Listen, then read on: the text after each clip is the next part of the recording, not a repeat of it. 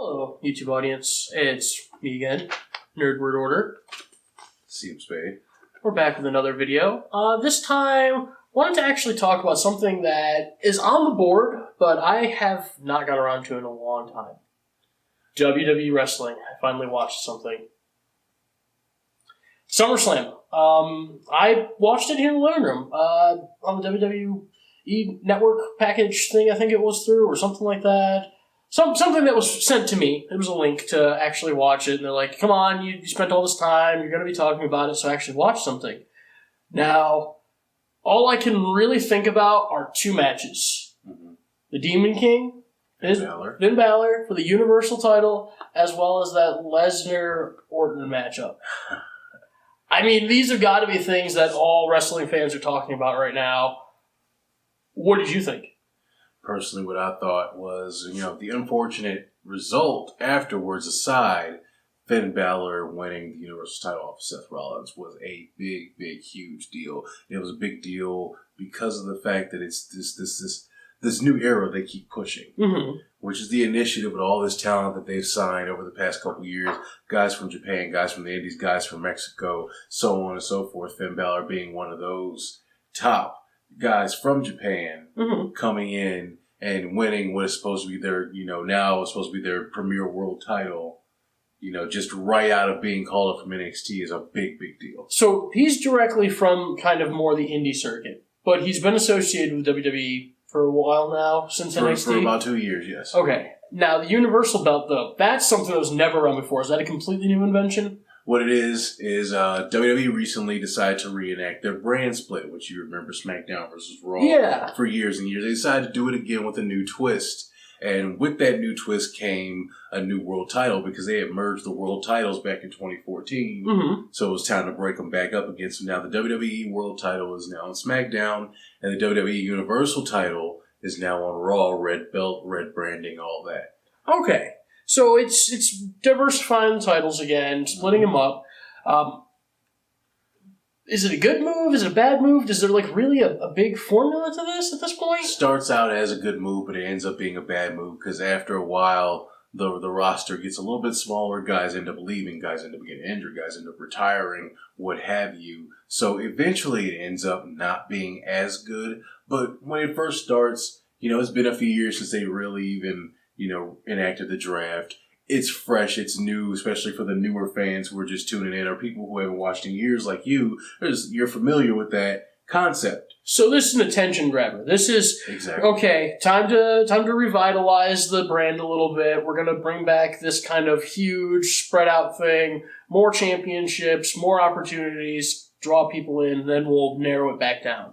And now at this point, it's made even bigger because now SmackDown goes live on Tuesday nights. So it feels like two big-time brands going head-to-head because of the fact that now they both air Mondays and Tuesdays live. There we go. No more tape shows. SmackDown doesn't feel like the lesser show, at least not right now.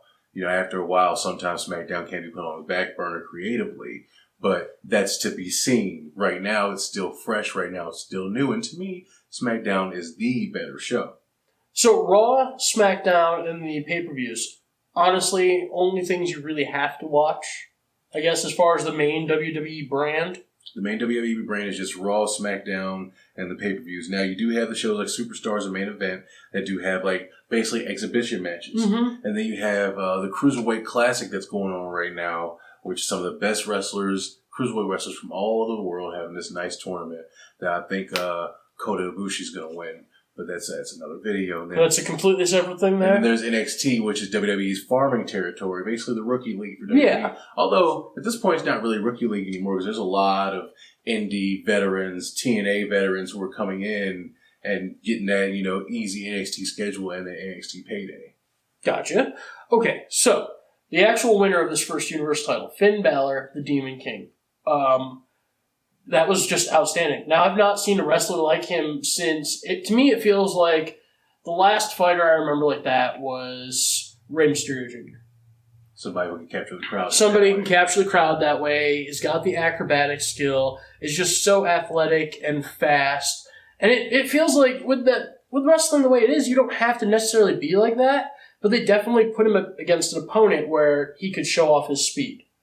Most definitely. Those are two guys, because they're a little bit bigger than some of the cruiserweight guys that get in the cruiserweight tournament, but these guys are definitely cruiserweights. They wrestle that cruiserweight style, I'm sorry. And it made for a good match. Seth Rollins is an awesome wrestler. Yeah. And was an awesome world champion. But this was Finn Balor's time, and he most definitely, from that point up until he realized he was injured, owned it. And that was great. And now, this is me, more of a UFC guy coming into this. What it really felt like watching, just kind of taking in the way it looked, you definitely got Rollins looked like specifically a bantamweight fighter versus Balor, who looked more of like a flyweight fighter, the way he's moving around and just fast and acrobatic. That whole show just was great. I loved every bit of it. And I even liked the Raw before. So I actually watched a little bit of the Raw the previous week, and the way they're leading up to it, I like it. It feels like there's more showmanship and there's more care than when I left the WWE before.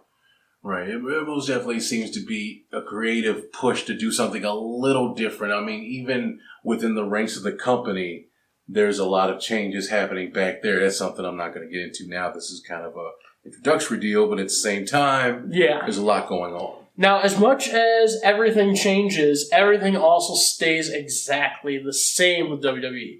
Oh, yeah. Lesnar returning. Specifically, what I really loved about this is just when you expect a shit show, the WWE delivers a shit show. So Lesnar destroying Orton was planned to an extent. It was all the way planned. It was all the way planned. Mm-hmm. But it definitely seems like a much bigger spectacle broke out there than what I think, at least the initial planning was. In a good way. Mm-hmm. But it was definitely much bigger and more crazy than anything I expected. That was, what happened there was with Orton, and, the blood was planned, but not in such an amount. I mean, he bled like he was almost half dead. I think he cracked part of his skull, something like that. Lesnar really fucked him up on that one, and that was That's great because of the gloves, right? Yeah, they looked like his gloves cut him. That's what the cut looks like on his hand. Okay. It looks like his gloves cut him. A lot of people say it was a blade job with a razor blade. Razor blade cuts are a little too straight. That was not a clean cut. No.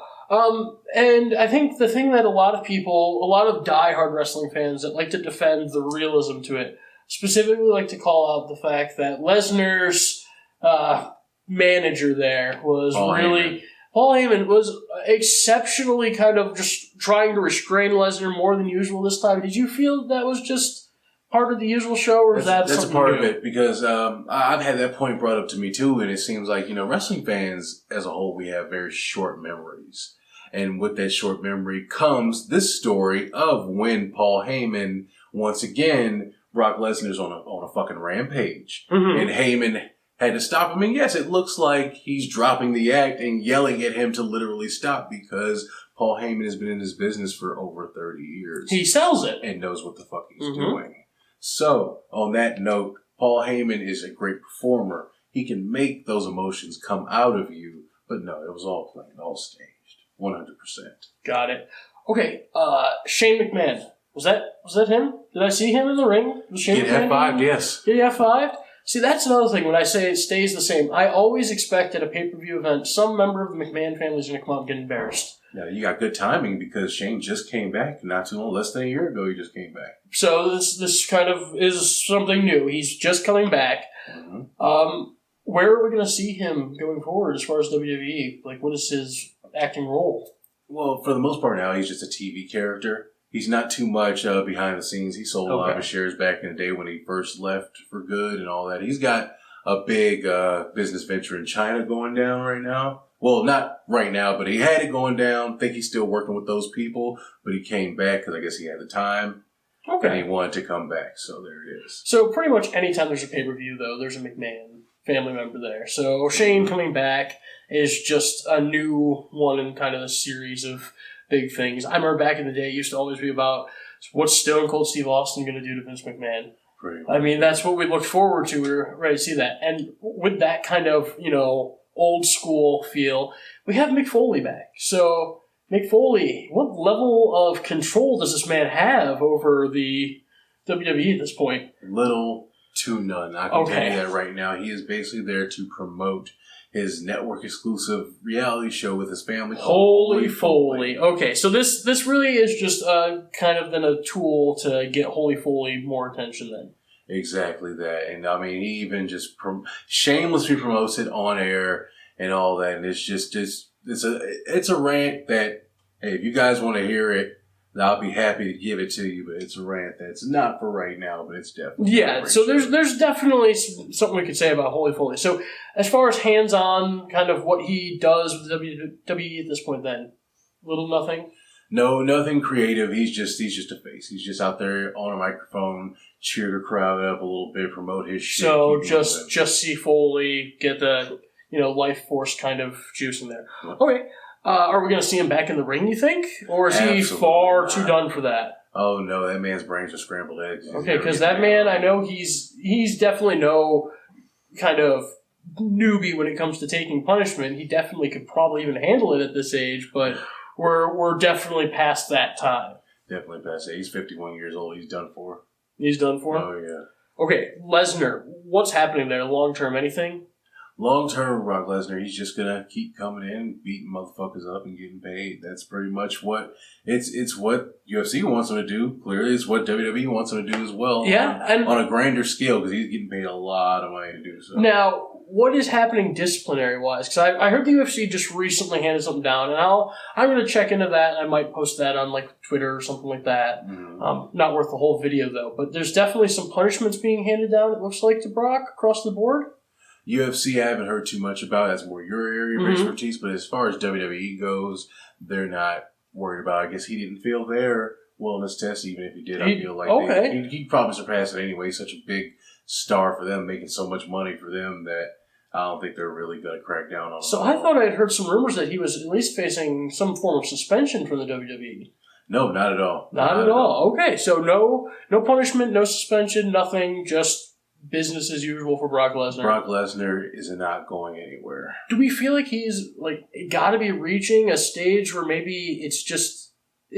Is it worth having him around? Does he bring in the show like he used to even, do you think? He still does. That's because a lot of UFC fans are ex-wrestling fans. Gotcha. So that's their dollar getting put in. So from a business perspective, it makes a lot of sense. But at the same time, as a wrestling fan as I am, not really into UFC like that, it really doesn't make much sense, but I can see why they keep him around.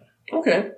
So what about kind of almost inversely then, as a wrestling fan, who's someone maybe that you'd like them to see bring over from the UFC to the wrestling world? McGregor? Conor McGregor. Conor McGregor. Is this because of the Twitter feud? The Twitter feud, as well as just his whole persona, because we had, of course, the boxing version of that being Floyd Mayweather. Well, first explain the Twitter feud. The Twitter feud was basically Conor McGregor saying that he could kill anybody on the WWE roster, including Brock Lesnar, including former members like CM Punk, who he's definitely had some words to say about, and a lot of wrestlers ended up responding to him. Now, in my mind, it looks a little weird, even though I am a pure wrestling fan. Just anybody on, for a predetermined sport talking shit to an MMA fighter is a little out there. What are you thinking? That's just your funeral right there. You're just asking to get destroyed. So there was that Twitter feud, but there was also another Twitter feud prior to that, I thought. I thought McGregor had gotten into it with the New Day, one of their members or something along those lines. As far as I remember, there wasn't anything like that. I'm sure he's talked to them or talked about them. It wasn't like a major feud. It was like a funny thing. I remember about the time of SummerSlam, there was something brought up, I thought, there. But so McGregor is the one that you'd want to bring over because he's definitely a larger-than-life character. Even in the UFC, he's larger than life. So, I can see that. That's a good choice. Do you think he's got the restraint for WWE, though? Oh no, he's a rowdy Irishman. He's gonna throw some real people punches. Are gonna go through tables. People are gonna go through audience barricades. People are going everywhere if he comes over to the WWE. He might actually kill a guy. And that was something that we haven't had fear of since Goldberg was wrestling. So that'd be fun. And it was definitely fun. Either McGregor or Ronda Rousey. That's what I was gonna say. Ronda Rousey, who seems to be. she's going to come back eventually to UFC, I guess, but she's been hitting a rough patch ever since her loss. But I feel like bringing her in as kind of like a female Brock Lesnar-esque figure could bring in a lot of money for her, the company, and as well as exposure to the product for those who aren't already watching. Absolutely. And that could be a beautiful, blending of brands there. UFC, WWE coming together in a more reasonable way, which makes me almost curious. Now, I haven't done too much research into it, and I'm sure someone could quickly throw up in the comments and probably tell me exactly who it was. But one thing I heard recently was the UFC was bought. Dana White had sold it. Any thoughts, just kind of throwing this out there without actually looking at it, what would you do if that was a merger with WWE to an extent? There was a little bit of a twinge of a rumor about that. I mean, of course, it was basically just wrestling fans being wishful, but that theory was thrown around.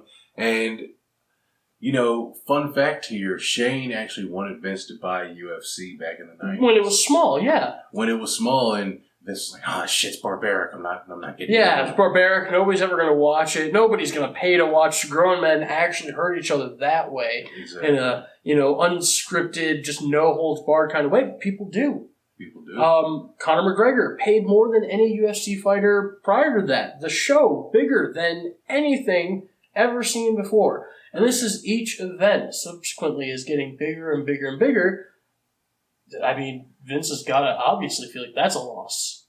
Oh, yeah. It doesn't hurt his brain too much because he still has that very loyal fan base. Oh, absolutely. That have been around for 30, 40, 50 years. It almost feels like there's no killing that brand. Like, as it stands, I can't think of any one particular thing that could go wrong that could kill the WWE brand. It would take World War III to kill World War III?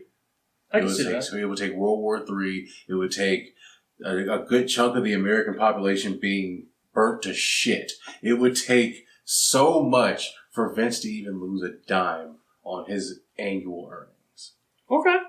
So how long until we're going to see Finn Balor come back? Because I know the Universal title has been stripped of him. So how long until he returns? All right. So according to his injury and the usual surrounding his injury, he's got 6 months on the show.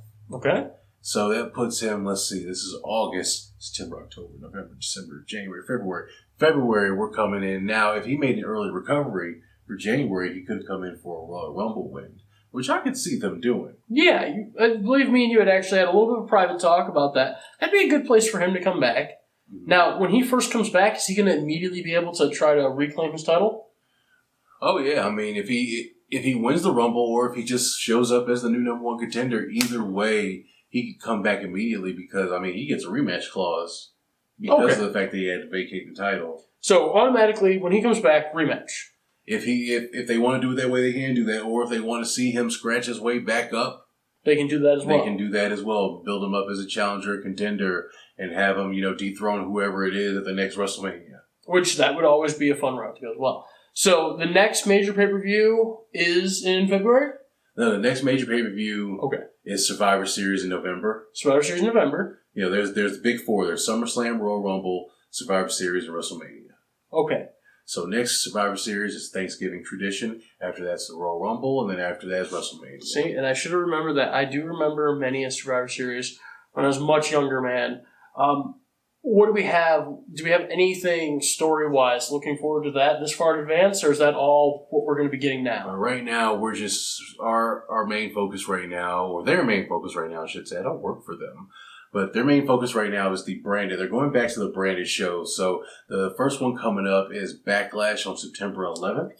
Okay. And then at the end of September, I believe, there's Raw's brand with a Clash of the Champions, which is bringing back an old WCW name that they used back in the day, Clash of Champions, where every title will be on the line that night. So that's going to be a lot of fun. So we've got a lot of little things then coming up with those. Would you say me picking this point to come back in wrestling, good starting point? This is pretty much WWE's new 52 period right now. We're like, everything's the same, but everything's just a little bit different. People look a little different. People act a little different. It's a great way to, come back into the fold. It seems like they're finally hopping onto that whole entertainment bandwagon of rebooting things or soft reboots or something. So this is the soft reboot. We're finally kind of getting a good launching point. We're trying to rebuild the roster and start fresh. Mm-hmm. So I feel good about coming back here, and that sounds like things are going to be looking good going forward. anything you see on the horizon that you're just annoyed about, upset about, or anything that's going bad at this time? Things that are going bad, particularly, I can't really think of, other than the fact that there's going to be 2 of every title again. I just hope that it doesn't get to the point where we see guys start to cross brands and all that, trying to win both titles. Yeah. Because just as soon as there are 2 different women's titles, a year from now, I could be sitting here ranting about how they just merged them all over again. Yep. So really, it's you never know what's going to happen, and I mean that in the best and the worst way when it comes to pro wrestling as a whole. The Deadpool of events, most unpredictable in nature. I like that. That's a good way to think about it. I think the only negative I've had so far in my brief experience back in was the fact that it felt like everything leading up to those final two matches at SummerSlam almost could have been done without. Like, I don't remember any of it. I don't remember it being anything really particularly worth watching or that caught anyone's attention. SummerSlam as a whole was basically a glorified episode of Raw, but that was basically like SummerSlam, when they go through the big brand changes, SummerSlam is usually them burning off whatever they were doing before. Okay, so this was the climactic end event, but unfortunately it was just a little too normal. SummerSlam was a Flashpoint Paradox. SummerSlam was a Flashpoint Paradox. Yes, sir. I like that. All right, guys. Well, that's pretty much all we have to say about SummerSlam. I'm excited to be back in the WWE fold. I hope we're going to talk a lot more about this going forward. Guys, again, if you like this video, give us the thumbs up, subscribe, share our video everywhere. Hit us up in the comments below. Nerd Word Order. See him, Spade. Thanks for watching, guys.